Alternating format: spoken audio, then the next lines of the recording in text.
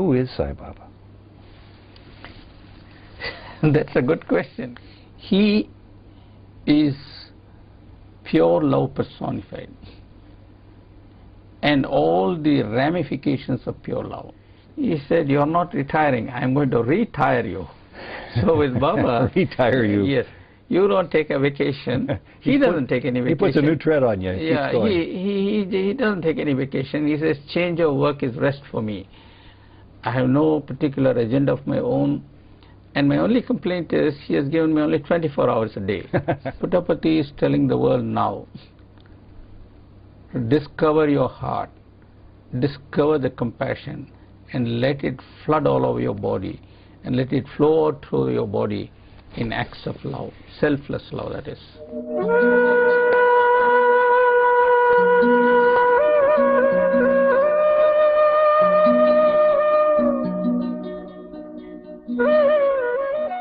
He is a man of brilliance and ceaseless energy, Dr. G. Venkataraman, the former Vice Chancellor of the Sri Sathya Sai Institute of Higher Learning and an acclaimed Indian physicist who served as an atomic energy scientist. Welcome to Sojourns for this informal conversation about life, love, and Sai Baba. Dr. G. Venkataraman, it is a pleasure to be sitting across the table from you, speaking to you on this program tonight. But I have to ask you, do you feel a little strange because normally you're the one asking all the questions? This is much easier on my side than it is on your side, isn't it? Do I? It's like an examiner sitting for an examination, and I don't know what you're going to do this day. All right, what's the toughest question you think I could possibly ask you about your life and about your spirituality? Do you think I'm going to leak that out? Not for money. You're a man of letters and a man of science, and I was always led to believe that science and spirituality simply do not mix. Are you an aberration there? What caused you to come into the world of both of these disciplines? Well, I'm glad you asked this question. I have to clarify some misconceptions here.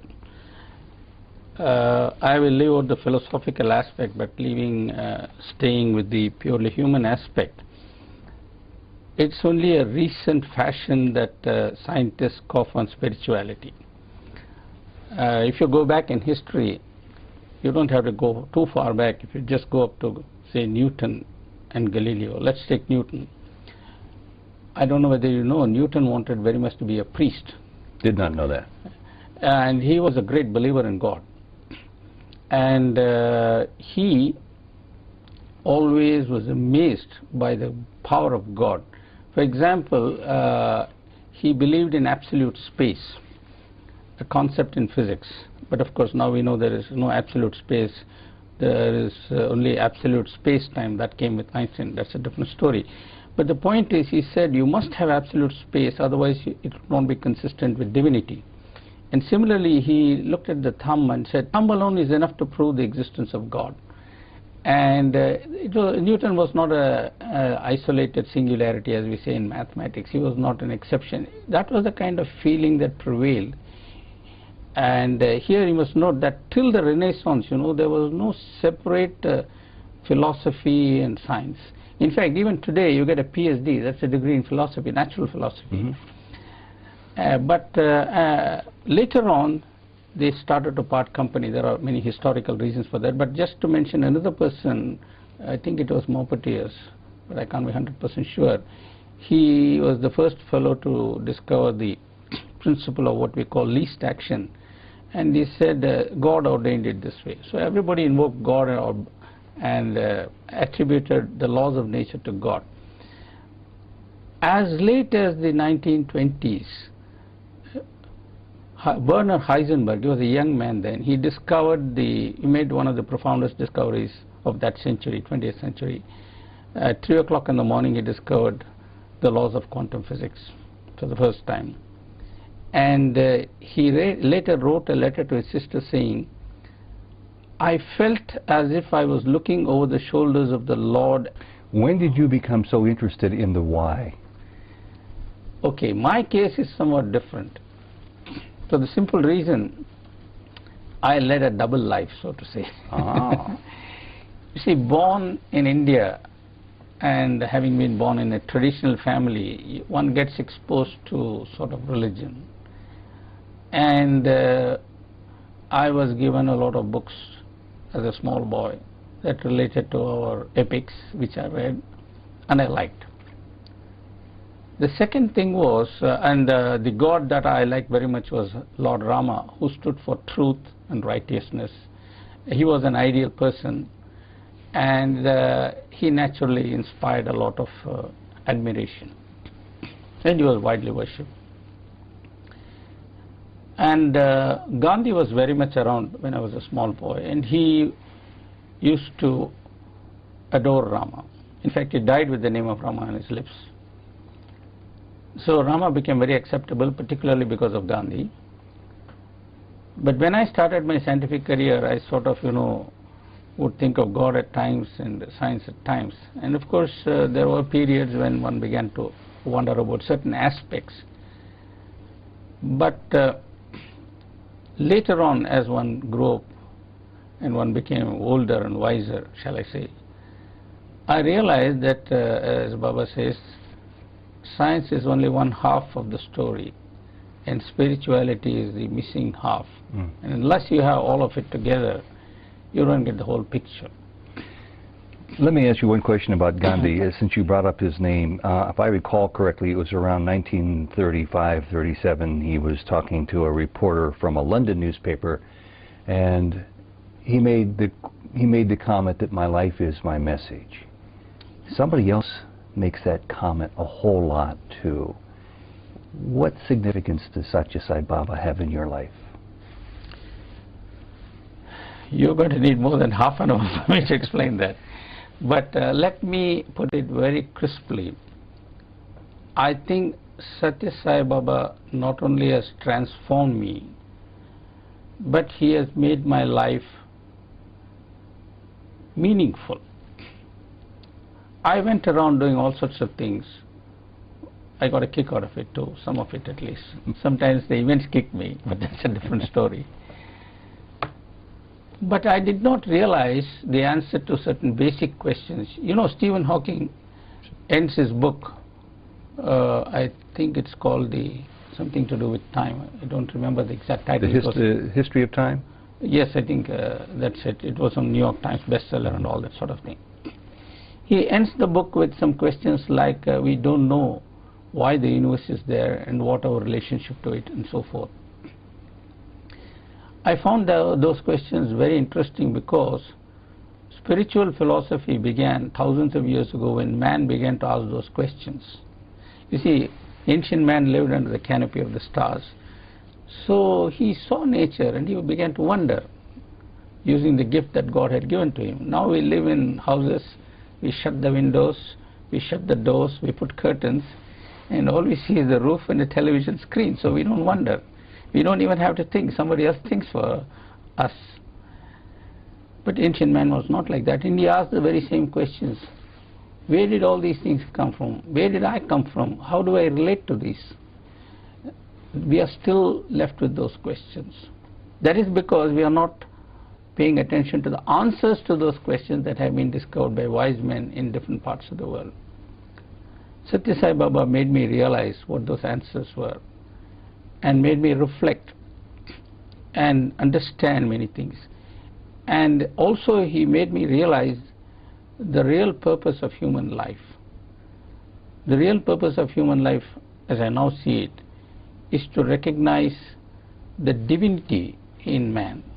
And this is something that has been recognized by many religions.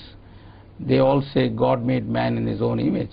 Well, if God is divine, the man has to be divine too if he is the image of God. It takes effort to make a transformation that you just alluded to, and by your own admission, you got a kick out of life when you were the old Dr. Venkataraman.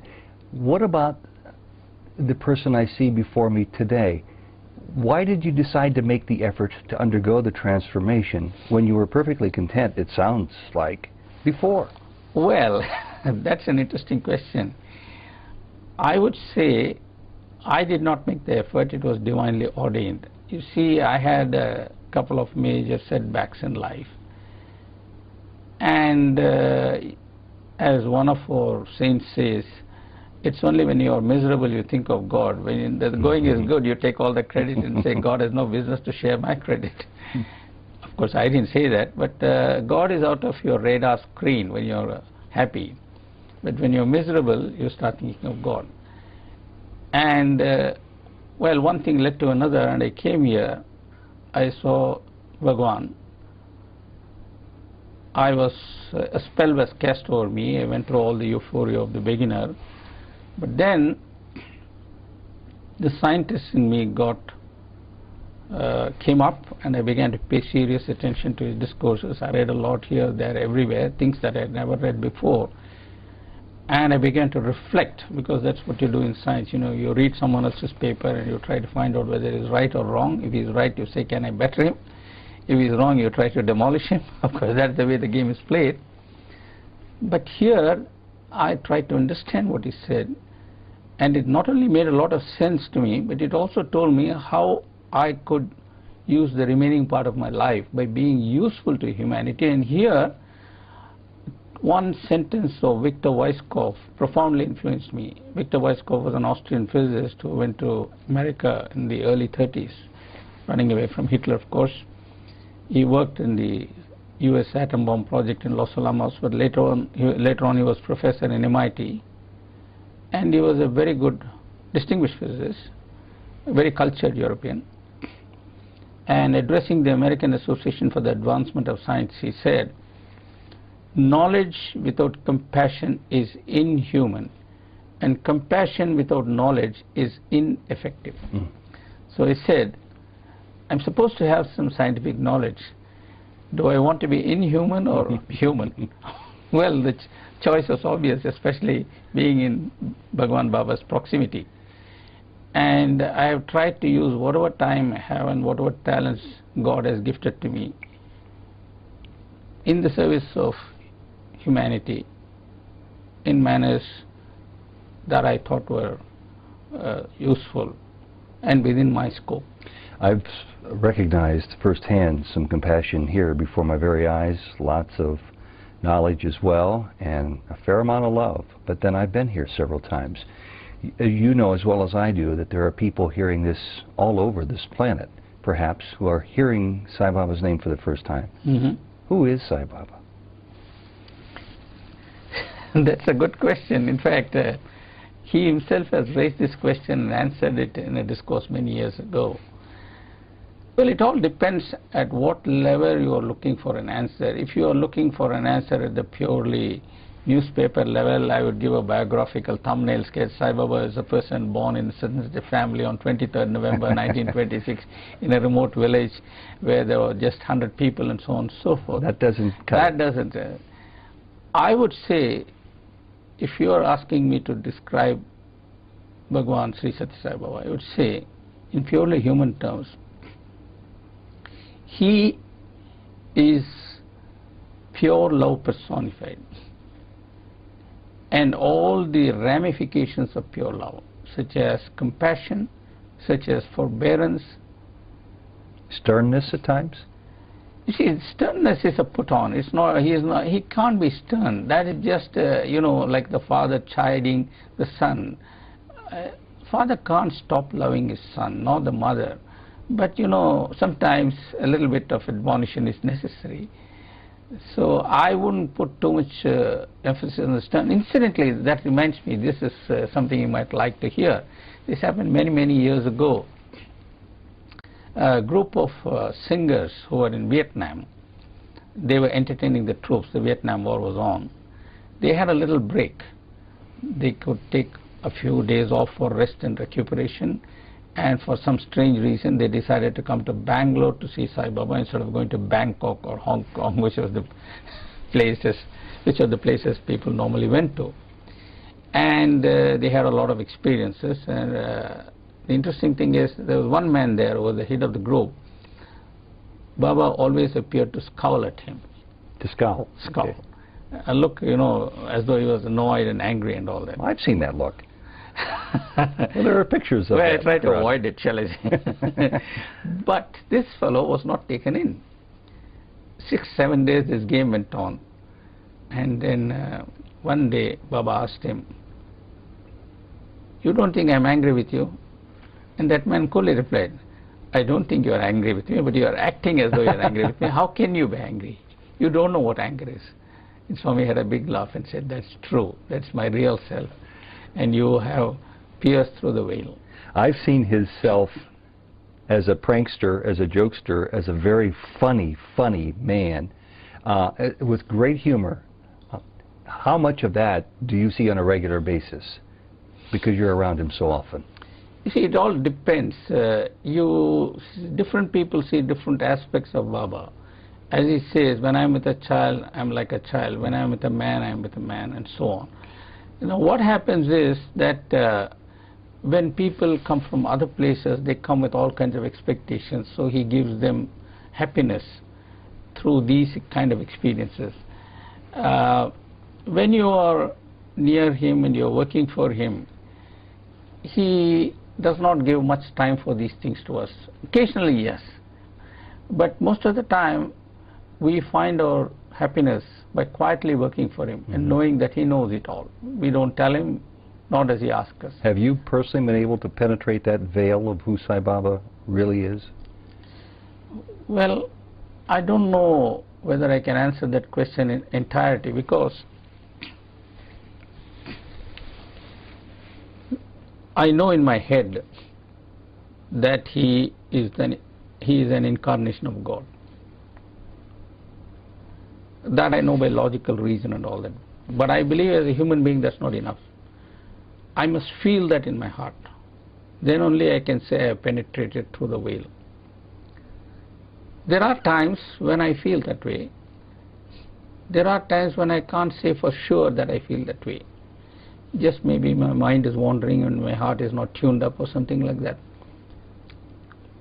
But in my heart of hearts, I do know that he is an incarnation, that he is pure love, that he is compassion. Dr. Venkataraman, that I have no doubt of. There are 6 billion and counting people on this earth. He's been around for almost 80 years. If he is that and more of how you just described him, why does such a tiny handful of people, relatively speaking, know his name? As far as knowing his name is concerned, I think I can answer that.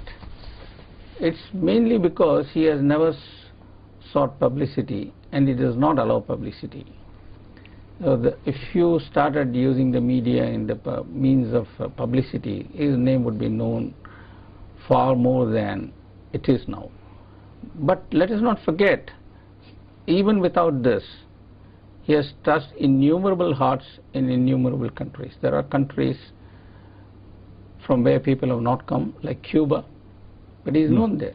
I have heard Leonard Gutter telling me that there are something like 20,000 followers of Sai Baba in Cuba, including the brother of Fidel Castro. How do they become aware of Sai Baba? Okay, he has got his own methods. I don't remember the detail, but somebody sent a picture or a letter there, and then the word spread. You see, it is like this. This has happened time and again, and I'll give you one classic example, in my opinion. If you have a feeling in your heart for God, it doesn't have to be Sai Baba. And he says that pretty much. He says that, and it has happened to a number of people. He reaches out to you. It has happened again and again. Take the case of James Sinclair. He has recorded in first person. He didn't know anything about Sai Baba, but he always used to tell himself, how come I'm living 2,000 years late? Why was I not around when Christ was there? There was a deep yearning in him, and Swami brought James Sinclair to him. And this sort of thing has happened to many people. Let me get back to the thing that I wanted to tell you. Look at Russia.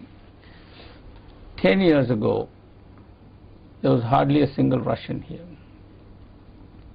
Today there are many. So many. In fact, at times, you find more Russians here than anyone else. There are more Russians than Americans today, right now. That's right.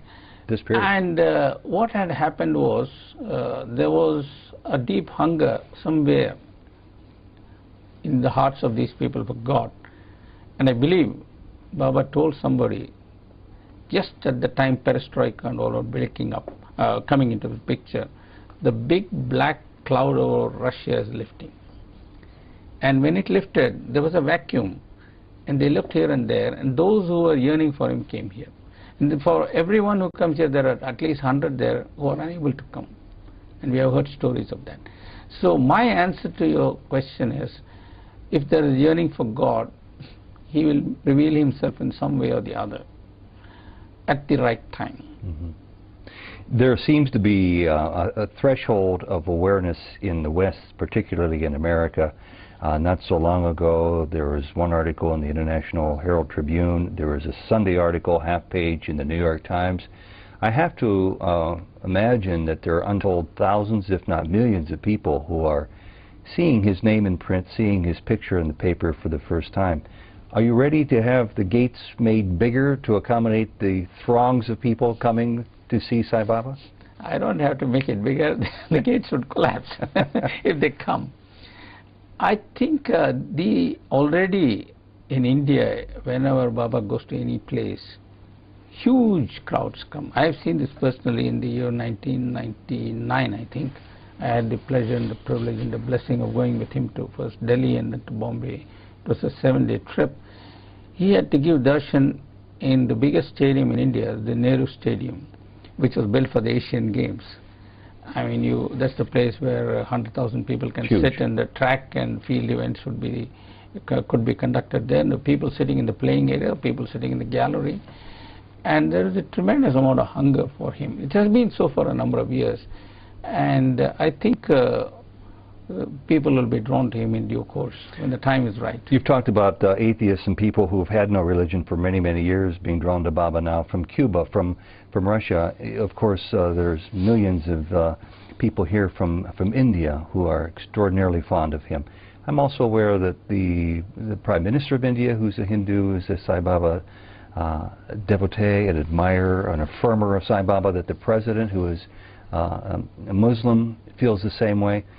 Talk to me a little bit about his ability to unite people from various religious backgrounds, which makes him unique. See, that's very simple. He doesn't talk religion.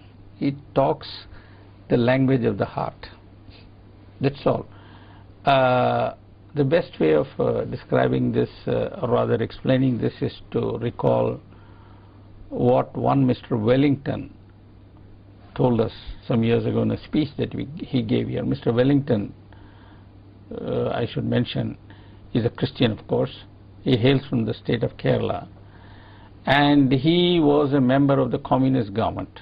The first time a communist government was ever installed through the ballot. That happened in Kerala, and they came to power through the ballot, not through the bullet, and he was a member of that cabinet.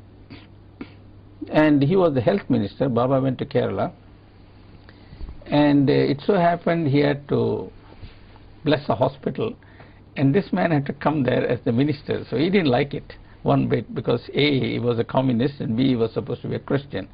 But somehow he came, and he was charmed, and he decided to see Baba here. So he came here, and as he entered the gate, he felt that he was in a Hindu atmosphere, so he was getting turned off.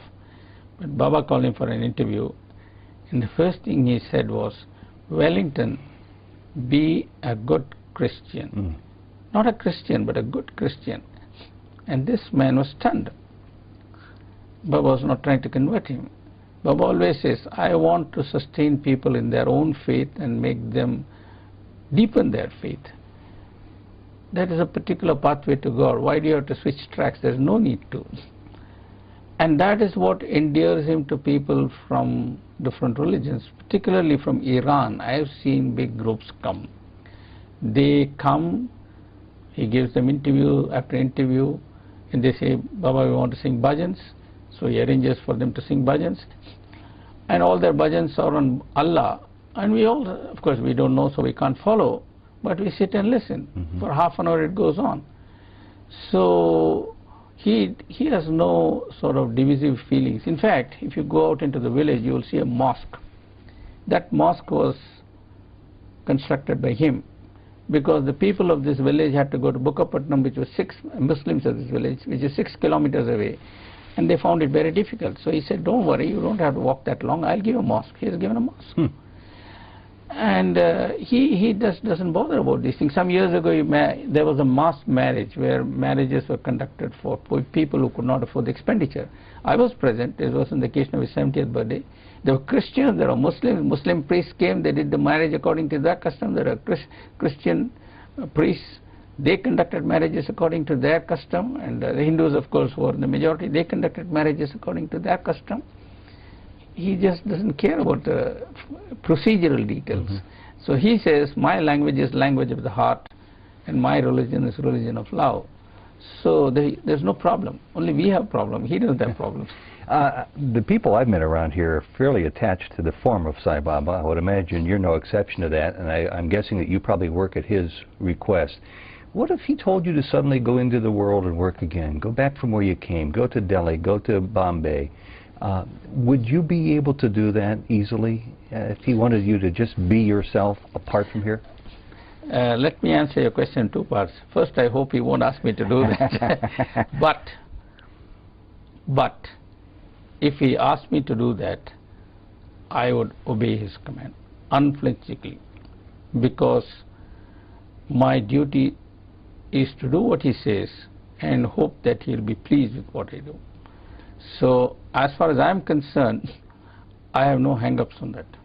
But different people are made differently. I attach a lot of importance. Baba says often, you must obey divine commands implicitly. If that is given to me as an order, I will definitely do it. I have no doubts about that. Maybe I'll cry a little bit, but that's a different thing. I've got a hanky around so I can manage. You probably have shed a few tears around Sai Baba for the simple reason that you seem to be in the wonderful position of being fortunate enough to be around him so much.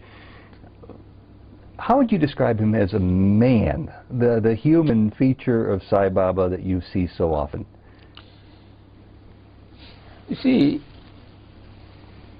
Baba himself has described this, or rather answered your question, shall I say. You can be very close and totally miss him. You can be very far and you can be very close to him. Supposing I am here and I sit there in darshan and I see him come. Okay, he comes, he takes a few letters, gives vibhuti to somebody and talks to somebody. I look at it purely as a newspaper reporter. I don't observe. It's like Watson. So you can be Watson or Holmes. If you're Watson, you're looking at it purely from the worldly point of view. But if you're Holmes, you do a much more closer watch, and you also infer. Let me give an example of what I mean. He comes ever so slowly, he glides, he stops, and he talks to people. There are two reasons why he does this. He talks to make that person happy, and he stays there to talk so that people in that neighborhood can see him more closely. This is something that people don't appreciate. They can see him smile, joke, and they, also derive a lot of pleasure out of it. And he spends this way nearly 20 to 25 minutes, and thousands of people can see him. That's what they have come for from long distances. So even though he doesn't talk to you, you see him for 25 minutes, it charges you. The other thing is, this I have noticed many times, and that's really what confirmed his divinity to me personally. He comes with a wonderful smile, and he stands there talking. Even if he doesn't talk to a person, as he goes past, I've seen the faces of people light up. There is an extraordinary effulgence that gets switched off the moment he goes, and that effulgence convinced me that there is divine in those people. I mean, these are people with a sort of rough look or tough look, whatever you want to call it. But then when he is there, they change completely. My God! It's not possible for an ordinary human being to do. The other thing is, sometimes he will stand there and look at infinity. It is as if all the people in front of him have dissolved, they become one, and he is one with them. He is in a different state, all by himself, and he has drawn into that himself all the people in front of him. I have seen that. Then suddenly he will snap out of it and start talking to somebody. So you see divinity at the practical level and or more or less at the abstract level. And therefore, it's all a question of how you look at him. As he says, if you look at God with a human eye, you will see a human being. If you see God with a divine eye, you will see the divine. And that applies not only to the form of Sai Baba, but even nature. I remember many years ago, I was in the Himalayas, in a place called Gulmarg in Kashmir. I was there. There was a Christian with me. He was an architect working in our department. And he looked at all those wonderful snow-capped mountains and the meadows at the lower levels, and he said, gosh, we don't need to build a church. This is the greatest church, and it's been built by God. Yeah. So he was not looking at mountains. He was not looking at the snow. He was looking at God. So if you look at God, you will see God. If you look at him as man, you will see only man. I think it's a matter of perception and your conditioning and your attitude. I don't know whether you agree with me, but that's the No, way I do. In answer. fact, I'm intrigued still, and I want to go back to the premise of this conversation about you being a scientist, because in addition to looking at Baba with your eyes, you hear his words with your ears, and you process them as a scientist. You process them as an educated being. Somewhere along the line, you made the switch to seeing Baba more with your heart, though, than hearing his words with your ears. Did that come naturally for you? Did you have to work at that? I hope so. I thought I was a human being first, and then Well, so many of us are so just distracted by the mysteries of life that we can become obsessed just by that alone, You see, and miss the feeling of let life. me tell you, the people get obsessed with science for two reasons. One is it gives them a chance to be in the limelight. The other is Well, that can go for any profession. Yes, yes. But particularly, a lot of people get into science because you compete with very intelligent people and so on and so forth, and then making discoveries. But there are people who get tired of it after a while. And as far as I was concerned, I always had a sort of social side to me. I was always disturbed by poverty. I was always disturbed by cruelty, animality of man, and so on and so forth. Because we had grown up under Gandhi, so to say. So the problems of humanity always bothered me. It is not as if science always took number one precedence in my attention. The problems of humanity always bothered me, and there came a time when I said, okay, I have to blend these two together to the extent possible, and if one overtakes the other, fine, there's no problem about it. So I have not really regretted when I stopped research, and in fact even in my scientific career towards the end, I was grooming people much more than I was doing science.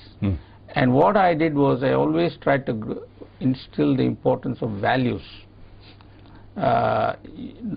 Avoid upmanship, be true to yourself, integrity, character, these things I stress. And I was very happy to find that many of these people would meet me years later and thank me for being tough with them in the early days. Well, Baba seems to be sending out ambassadors of all those qualities now to points all over the world. The Psi students that I've come to meet as adults are now beacons of light in their community in the West and America. And that's something we haven't seen taught in many of our schools for quite some time. Those values seem to catch very little attention, regrettably. Well, that's because our priorities have changed. I mean, after all, I have read stories of George Washington standing up for truth without being afraid of punishment. And if you listen to Baba's discourses regularly, you would be amazed at the number of times he mentions Abraham Lincoln. So if two people are frequently mentioned in the dispatches, they are Buddha and Abraham Lincoln. In fact, they figure more often than Christ. Because these are, classic cases. Yes. I want to ask you a question about the good works of Satya Sai Baba, the hospitals, which are almost beyond description for the person who hasn't seen them. The schools, the education system, the water purification projects. I'm guessing there's no way on earth even Baba can meet these needs universally. Is the purpose behind these works to serve as a model for others to carry on? If the people of India can do this with very little money, and do it so successfully. Is that the purpose of why he's putting so much attention towards this, to serve as a model for others? See, there are a number of reasons. I can't second guess him, but I can say there are some obvious lessons to be learned. The first is that you must be selfless in anything that you do, whether it's small or big. If there is a tinge of selfishness, then there is a chance of failure. But if it is totally selfless, then there's a very great chance that will succeed. A selfless person is full of love, and love is far more powerful than we recognize it to be. And I would say these projects are demonstration of the power of love. It's not just the hospital or the water project or this or that, and there are so many of these things.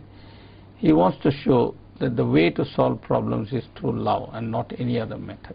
Conflict will certainly not solve problems. It may shelve the problem, it may sweep it under the rug, it may keep it supposedly under control, but it would erupt later with greater violence. He says he is not about being a religion, that his is the religion of love. I Yes. hear that word over and over again, but I'm guessing that's the most difficult four-letter word for most humans to understand, including myself, what love means. You're talking about acting selflessly. I don't know too many people who can do that. You see, we have lost practice, and so we think it's impossible. But in a small measure, we are all alive because of selfless love. We don't realize that. Let me put it this way. I thought about this a long time. You see a newborn baby. That newborn baby cannot survive unless the mother is prepared to get up in the middle of the night and feed it, clean it, take care of it, and so on and so forth. That is selfless love in action. That is really God's love for man. You and I would not be alive if our mothers hadn't done it. And every mother on earth is doing it all the time from the beginning of the human race. But we don't pay attention to it. Somehow other factors come and eclipse this. Life goes on because of love, and it's not confined to humans. You look at a tigress, how it protects the cub. A cat, how it protects the kittens. God has built this into living beings. Kindness, compassion, and love. Of course, it appears in distorted forms, but now what we are trying to do is we are literally trying to edge it out. That's our problem. Baba says, no, keep it alive. How much longer do you continue to serve in a variation on that theme, in that capacity, before you decide to simply retire and enjoy the fruit of your achievements over so many years? That's an interesting question. Just before I retired from service, I came to Baba and said, I want to come here and work. He said, you're not retiring, I'm going to retire you. So with Baba... Retire you. Yes. You don't take a vacation. He doesn't take any vacation. He puts a new tread on you. Yeah, he doesn't take any vacation. He says, change of work is rest for me. And actually, you know, I now have no encumbrances. I'm all by myself. I have no particular agenda of my own. And my only complaint is he has given me only 24 hours a day. So I don't think he can extend it a little longer. Because if, like Einstein, I can travel, like Einstein says, I can travel at the speed of light, I can make 24 hours longer. But I can't do that. I have to be where I am and do my work. I feel enormous strength and pleasure and happiness in doing his work. So why should I trade it in? I'm not going to trade it in, by no means, no way. Let me ask you a leading question. So you can't give me a ticket to Hawaii. I was going to say, might these be the happiest days of your lives, or of your life, or could you be sent to Paris or Hawaii and find greater happiness? No, I would say, as I told someone else, these are the best years of my life. They are. A quote from the title of a movie, I think Frederick March starred in it. Yes.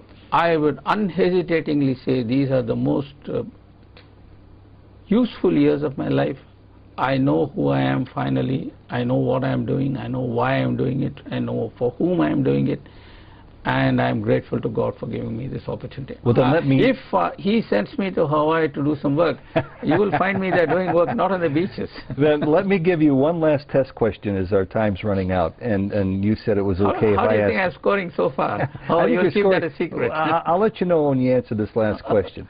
If these truly are the best days of your life, if you wouldn't trade places with anyone else on the face of the earth, I think you kind of said that by extension, then for the person hearing about this place called Puttaparthi Prashanti Nilayam, Sathya Sai Baba, what's the most important thing you could say right now that would help people understand why this transformation has occurred to you, making this the most important time of your life? Well, I would say that I was made to realize who I really am. I'm a human being. I've got to live like a human being. And Baba has given a definition of a human being. He says a human being is one with a heart. And for heart he uses the Sanskrit word hridaya. And he says hridaya is hrit plus daya. And daya is the Sanskrit word for compassion. So unless your heart is overflowing with compassion, you're not a human being. And I would say Puttaparthi is telling the world now, discover your heart, discover the compassion, and let it flood all over your body, and let it flow through your body in acts of love, selfless love, that is. Dr. Venkataraman, you do very well on that side of the microphone. I think you should stay there for a few more years. Thank you very much for Yes, but not answering questions. It is almost like a Senate hearing. Thank you very much for being Thank you. with us. It was a pleasure talking to you. And a change. I would now like to know my score. You get 101.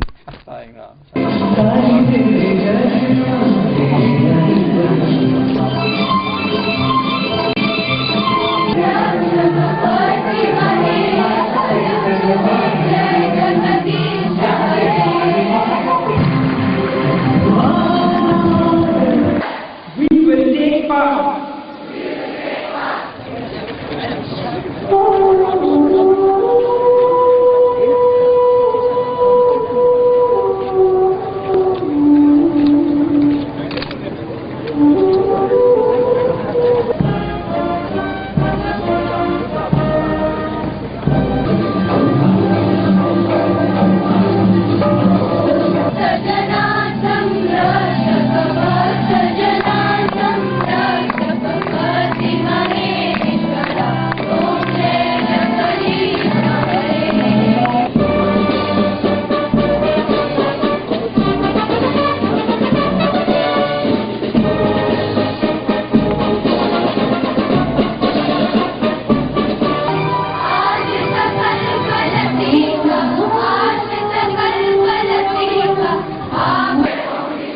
Respecting and abiding by